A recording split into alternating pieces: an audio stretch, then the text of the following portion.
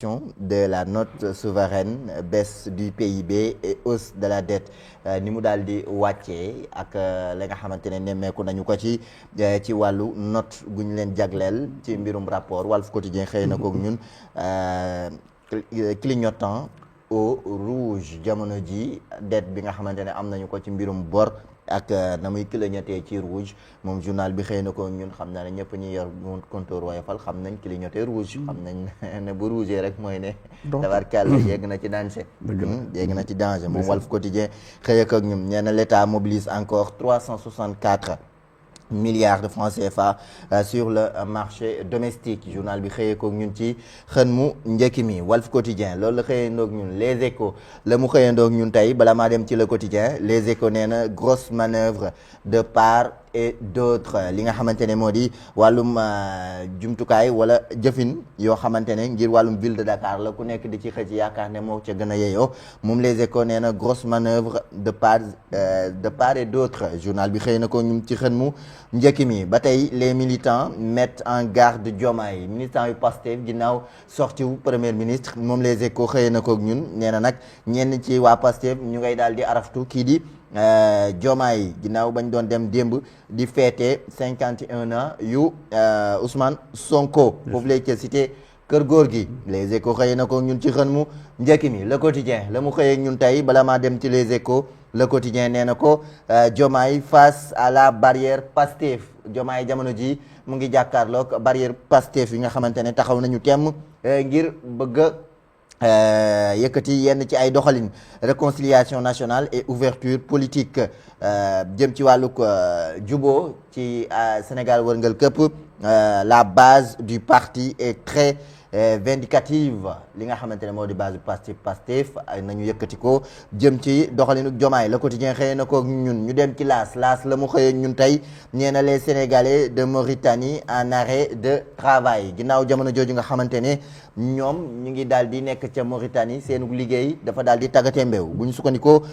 ci laas rafle et arrestation abusive wàllum rëbb ak topp tànk ak teg loxo yi nga xamante ne ñu ngi koy dund ñoom sénégalais yay dund foofu la ca Mauritanie bu ñu sukkandikoo ci laas mi ko xëyee ñun tey ñu dem ci beneen ci beneen xibaar di Sud Quotidien la mu xëyee ñun tey nee na démarrage du BFM 2025 ce mercredi 191 618 lu toll ci téeméer ak juróom-ñeent fukk ak benn ci ay junni yu tegal juróom benn téeméer ak fukk ak juróom-ñett ci ay candidats fas yéene ñu sëgg ngir tontuy laaj ci seeni xayma candidat BFM à l'épreuve moom journal bi xëy na ko ñun en tout cas la session 2025 du brevet de fin d'études moyennes BFM débute officiellement ce mercredi 16 juillet 2025 sur toute l'étendue du territoire national journal bi xëy na ko ñun ci xët mu njëkk mi ñu dem ci beneen xët ci beneen xibaar ginnaaw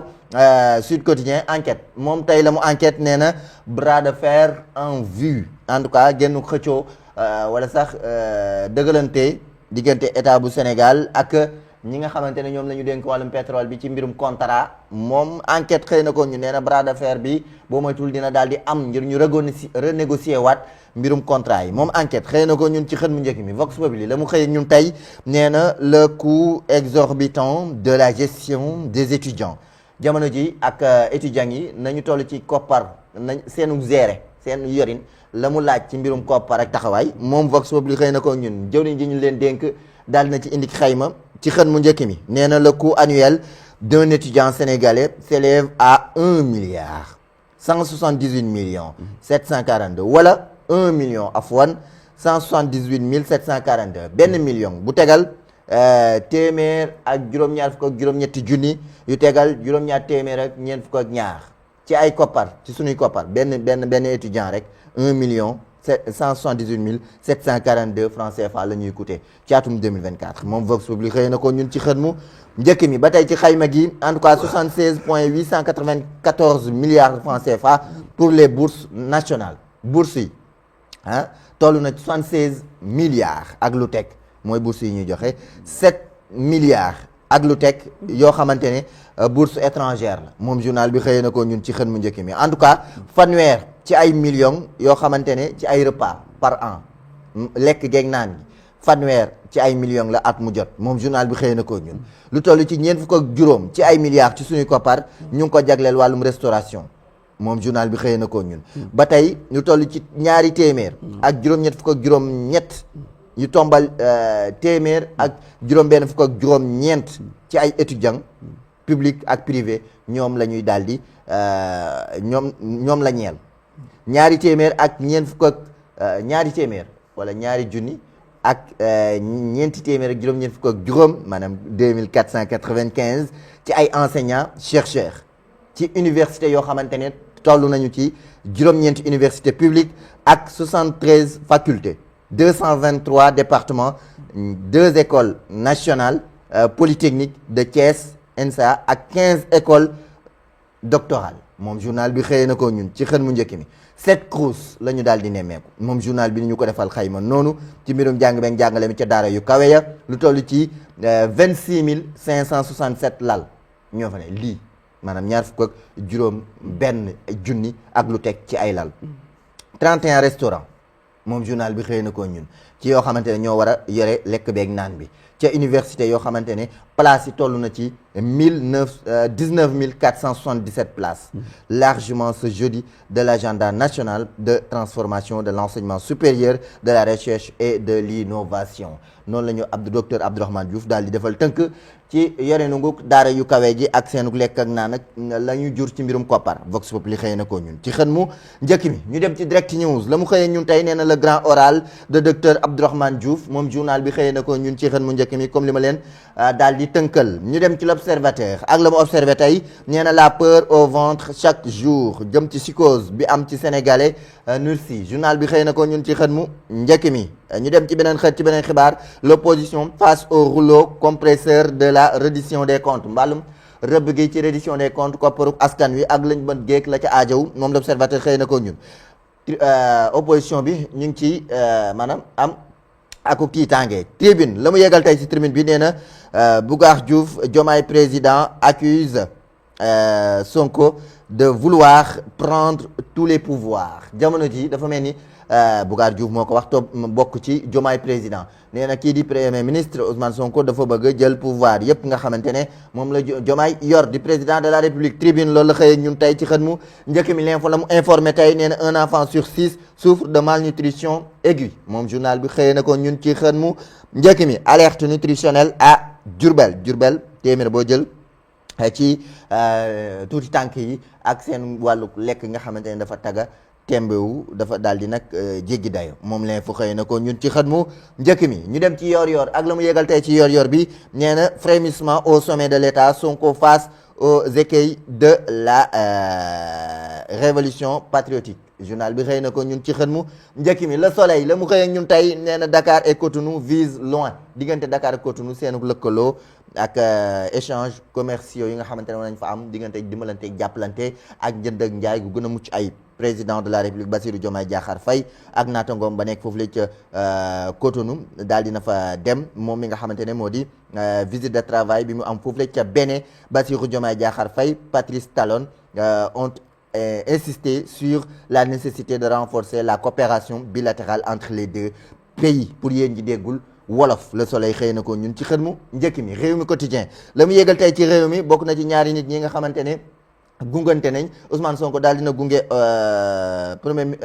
président de la République premier ministre daal dina gunge président de la République Bassirou Diomaye Diakhar Faye ngir mu dem ca Bénin mooy li ma leen junj léegi ak waxtaan wa fa nar a jib Sonko a raccompagné Diomaye jusqu'à l'aéroport noonu la ko daal di junjee ci xët mu njëkk mi record la mu xëyee ñun tey ci beneen xët ci beneen xibaar bokk na ci El Hadji Malick Diouf mi nga xamante ne daal dina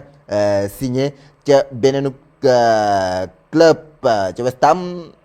recruté par West Ham à 25 millions d'euros Malick Diouf passe à l'étape supérieure El Hadji Malick Diouf daal dina dem ci beneen étape moom record daal dina ko xëy ñun ci xën mu njëkk mi looloo gën a fees ci bopp yéenekaay yi dama yi daal di taftal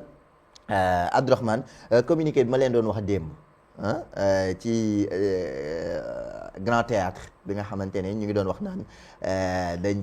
ku fa leetu mees wala xeesal dañ la koy tere. waaw mais nag personnel bi la ñu waxoon personnel administratif bi. ñu fay liggéey waaw ñu fay liggéey. loolu ñoom lañ ñeeloon. communiqué bi nag ba mu génnee. juróon na coow lu bari ku nekk di ci yey yàbbi. bokk na ci ñi nga xamante ne ñooy sàmm naan ak yelleef doomu aadama ak dafay indi boddeek ak yeneen yu ni mel. ñu daal di nag coow li bari ku nekk di ci commentaire. tonton El Badou commentaire na ci démb.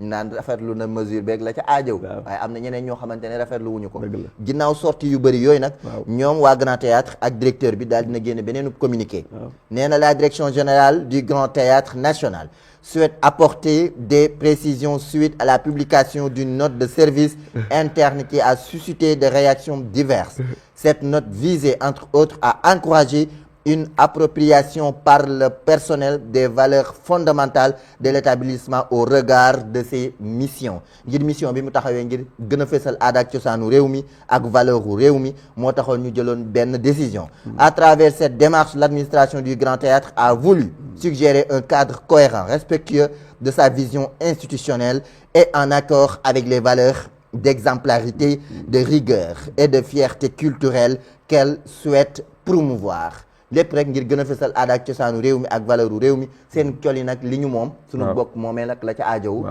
moo taxoon mu daal di jóg ngir jagleel ko personnel am waaye ginnaaw loolu l'intention n'était nullement de restreindre les libertés individuelles ni de manquer de respect à la personne humaine, mais plutôt de valoriser l'image professionnelle, culturelle et identitaire à travers ses agents dans le cadre exclusif de son fonctionnement. nee na li ko taxoon jóg ba tey ci communiqué bi mooy nekkul woon ngir nasaxal wala bunduxataal wala boddikonte wala am genn xaajug seen ci àq ak yelleefu doomu aadama. loolu nag amoon ñeneen ñu ci yàbb yaakaar ne looloo taxoon ba tax direction bi nee na la direction générale regrette que cette note sortie de son contexte professionnel ait pu prêter à confusion ou susciter un sentiment d'exclusion. Elle réaffirme que l'inclusivité, la dignité et le respect des personnes restent au cœur de ses priorités. ni ñu ko analyser yaakaar ne pour bundu xataal laaj yooyu ñoom direction bi nee nañu ñu ngi xamale ne du woon loolu du woon intention am te loolu taxu ko woon a jóg li ko tax a jóg mooy gën a amal diggante askan wi déggoo respecté ku nekk droit am ak ak yelleefam ak la ca aajow dans cet esprit ba tax après avoir pris acte des préoccupations soulevées et sur instruction de la tutelle, la direction générale du Grand Théâtre retire la note de service concernée afin de garantir la conformité avec la loi et la protection des droits des femmes. nee na nag ginnaaw coow li yëpp mu jur te defar rek ka taxoon jóg daal dinañu retirer communiqué boobu loi boobu ñu tegoon foofu la ca Grand Théâtre daal dinañu ko teggi dakkal nañu ko moom Serigne Fall Gueye waaw moom Serigne Fall Gueye nee na dakkal nañ la ñu waxoon ci mbirum ku xeesal ak ku teg gerefaas doo bokk ca doo ñëw ca personnel bi kuy ñëw na nga sol tenue traditionnelle rek la ca aajo en tout cas leeral yaa ngi noonu pour indi ci leeral yow Oustaz maa ngi lay nuyu di la ziyaare di am mbégte contentement jàkkaarloog yow tey ci matinal bi maa ngi lay delloo ziyaar xaaj Daouda ñu ngi am mbégte lool ànd ak yow ci tabaarakallaa déglu toog yow yëglekaay wala yéenekaay yëglekaay wala yéenekaay yëglekaay macha allah ni nga ko indi am na solo yàlla baaxal barkeel di nuyu ñi nekk ci technique bi dafa mel ni gis naa fa alwalima sëñ Babacar tabaarakallaa kan dafa mel ni seen naa ko fa tey château set bi ñu ngi koy ziar bu baax di ko ndokkeel tabaarakallaa Abdourahmane ak Mouhamad ñu ngi leen di béggee bu baax te yàlla yokk seen taxawaay ak Seydina Mouhamad di nuyu directeur général maam Omar Ndiaye di ko bëggee macha allah ci taxawaay bi mais di nuyu usratu maliki yëpp sëñ Babacar Sy Mansour ayadaullah wa nasarahu suñu baay Maodo Sy moom tamit kadalika ak suñu baay tabarakallahu sëñ Babacar Sy Abdou ñu gën koo xam ci Njool Fuuta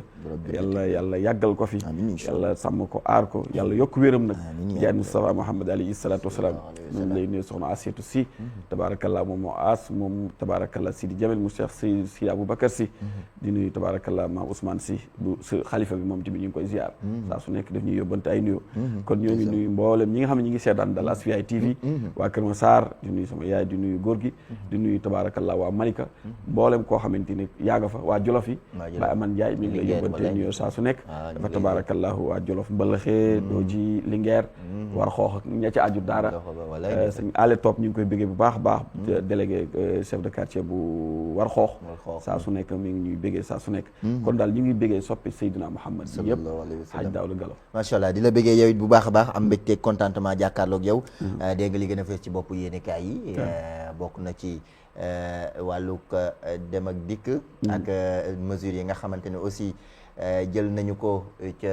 daara yu kawe ya mu xayma la mu tënk ci ay koppar waaw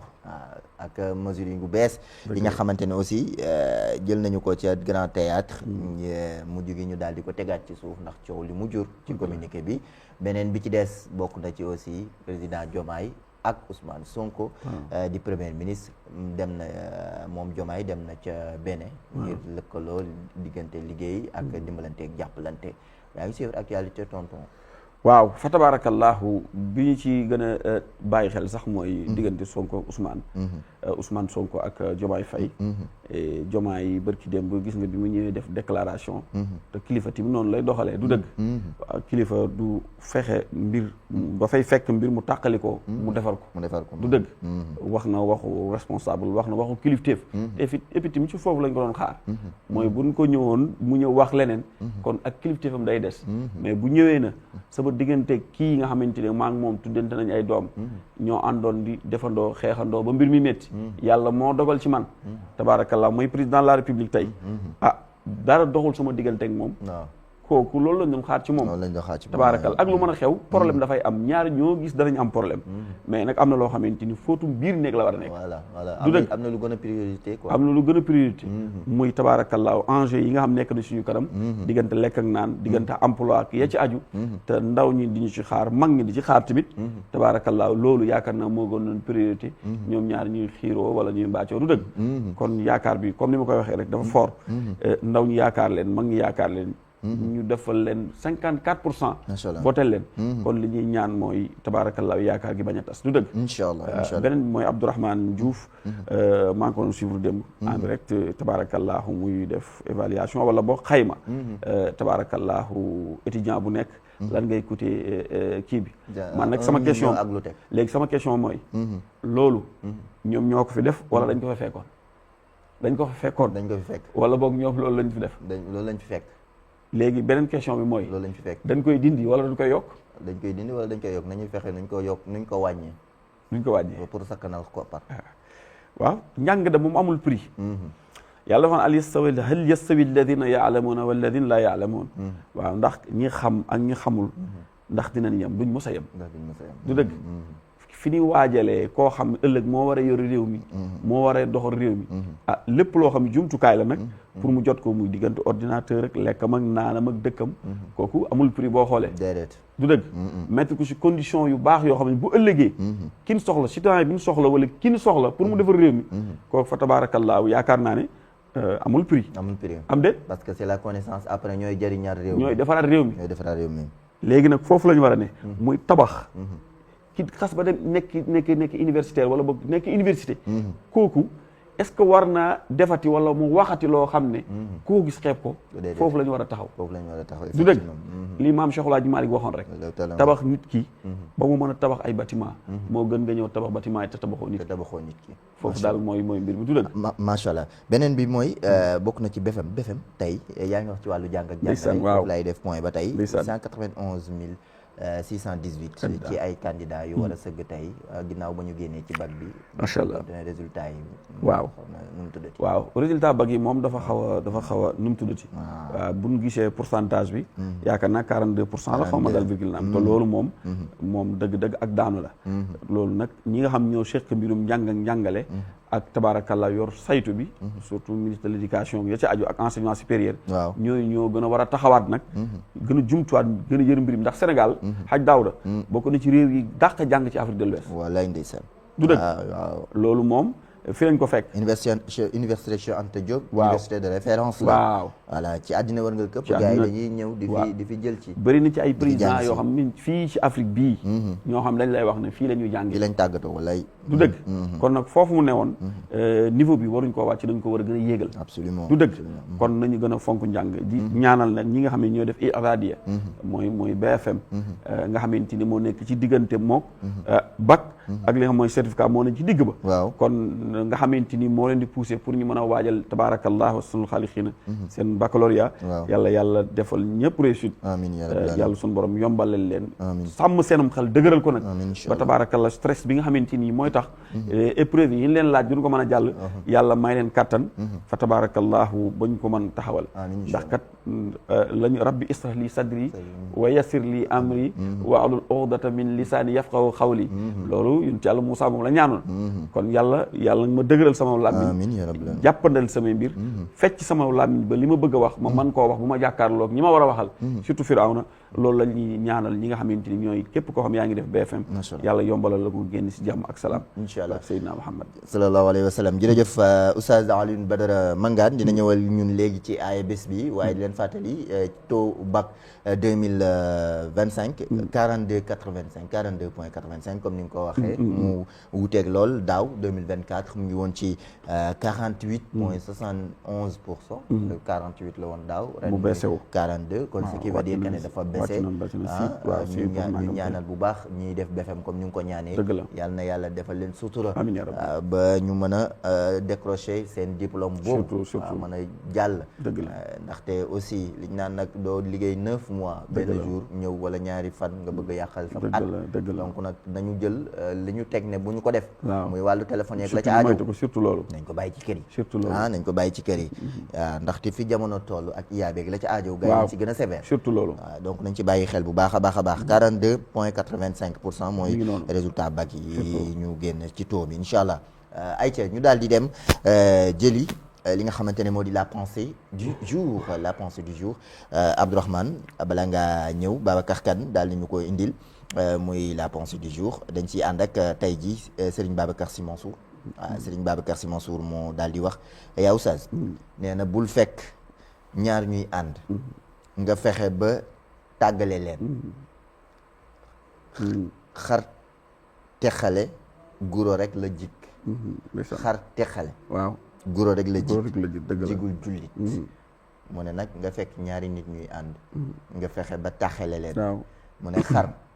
jigul li nga xamante ne jigul nit guro rek la jik waaw guro rek la jik dëgg la guro moom mën nga ko xaar ci digg bi dëgg la am na mag ñi ñoo xamante ne sax daawuñu xar guro dëgg la ndax daa neen seen kóllëre ndeysaan ak fa ñuy déggee donc bul taxale ñaari nit boo gisee ñaari nit ñuy ànd boo mënta defal nga maandu ci mu doon pensée bu am solo bu Serigne Babacar Sy Mansour yal na yàlla gën a guddal fan wi taxawal gën a dëgëral taxawaay ci kanamu njaboot gi yaa Oustaz la pensée la inspiré lii tabaarakallaahu dafa xaw a méngoo sax aaya bi ñu indi tey xam naa ne buñ ci ñëw danañ ko gën a leeral bul fekk ay nit yu ànd nga fexe bañ tàqalikoo loolu tabaarakallaahu sunul xaaliqiina baaxul képp kuy taxale ay diggante kooku dañ koy jàppee kooku ab rambaaj te yonent Yàlla Muhammad alayhi salaatu wasalaam nee na laa yadxulul jannatu namaamun nee na ab rambaaj du dugg aljanna rambaaj nag mooy ku jëlee ay wax fii toxalee ay wax yóbbu fële te lam ci jublu mooy fexe mbir ma yàqu du dëgg kon yàq tabaarakal ab diggante dañ koy defar ab diggante dañ ciy wax dañ ciy def dañ ciy jëf ba tabaarakallahu sonul xaaliqiina fu yàq woon defaru mais waroo def contraire bi muy fekk ay aw nit yu doon ànd nga nekk di wax wala di whatsapp wala di nii di fexe ba gis nga groupe whatsapp yi groupe famille yi gis nga ñu si bëri yàqu na li ko waral mooy jël ay audio tasaare wallaay surtout dañ nga diw lim la waaw dañuy wax ci famille waaw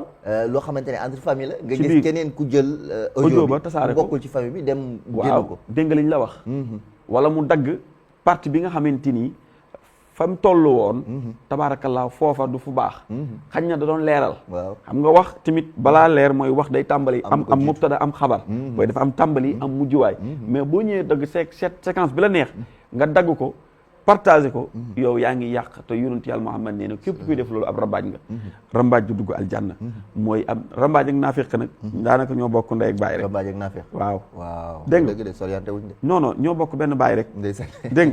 nga ñoo dem bay bokk ndey ak baay ñoo bokk baay mais ñoo bokk baay du dëgg te yàlla innal munafiqina fii darakil asfali minan naari yàlla nee na kal bi gën a tàng ci biir safara gën a métti ci biir safara naafiq yi fa laa leen di creuser fa leen jëm xam nga safara fi gën a suufe moo gën a métti aljanna fi gën a koy moo gën a neex yàlla noonu la ko defee boo xoolee sous forme sous-sol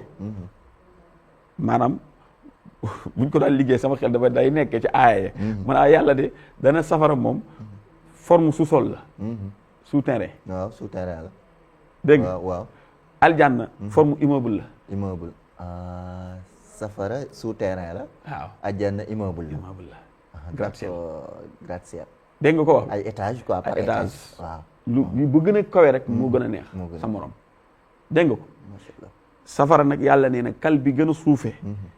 souterrain bi nga xam moo gën a tàng te gën a métti naafiq yi fa lañ jëm te ida adasa kadaba wa ida waada alafa wa ida tumina gaana waaw saa yu waxtaane nga yow waxtaan mi neexi mu wax lu dëgg saa yoo ko wóoloo mu wor la tabaarakallah sunul xaaliqiina saa yu la joxee rendez-vous du ko respecté kooku yonent bi nee ne ku ngeen gis mu mel nii bu leen hésité na kooku am naafiq la koo xam ne su waxtaane ak yow wax lu dëgg mooy ida adasa kadaba wa ida waada axlafa saa yu joxente ak yow rendez-vous no suba maag yow nañu daje ma jox la nangam te bi mu la koy wax moom gëmu ko sax da ko doon wax rek pour dalalee sa xel yonent bi ne alayhi salaatu wasalaam ne booy jàpp am naafiq teel ak kan mu ne wa ida tumina gaana ak koo xam ne saa yu ñu ko wóoloo saa yoo ko wóoloo ba dénk ko sa alal wala nga wóolu jox ko sa confiance dégg nga ko wax ko sa secret balaa ngoon mu ñëw tasaareel la ko Seydina Muhammad ne booy jàpp am naafiq teeyal ki nga xamante ni nag mooy fekk ab diggante bu nekkoon nga fexe ba diggante ba tasaaroo xam nga Iblis dafa am njaboot xaj Daawuda Iblis dafa am njaboot mi ngi mel ni gouvernement moom dafa am gouvernement boppam dafa am ñoo xamante ni dafa leen a chargé ñu fekk ay diggante yu yàqu yu defaru ñu koy yàq ñoom loolu rek mooy seen mission taxaar la waaw am na ñoo xam ne dañuy ñëw fekk koo xamante ni nitu yàlla la ñu koy xiirtal ci mooy yàlla loolu rek lañ leen chargé am na ñoo xamante ni dañ leen di chargé ñu fekk koo xamante ni ku baax la woon ñu fekk di ko bonal mais gis nga sa bis bu ne nag am na moom fa muy dajeeg ñoom dañ ñëw def jox ko mission yi def ko compte rendu waaw moom Iblis mooy toog ñoom ñu ñëw waaw ñoom junooduhu Iblis dafa am ay soldats dafa am ay ministères léegi kenn ku nekk bu ñëwee rek man de fekkoon naa dégg Oustaz Mangane moom mu daan góorgóorlu mais léegi jàngatul alquran sàggan naa ci moom daal wala iyaazu billah yal ci yàlla musal da daan xëy daan waxaf dégg ko ñaari isib wala ñetti isib mais sàggan naa ci mu ne ko waa baax na mu ne kii fekkoon naa dégg ko koo xamante ni ku daan sell la mais dafa commencé di sàggane julli mu ne ko waa baax na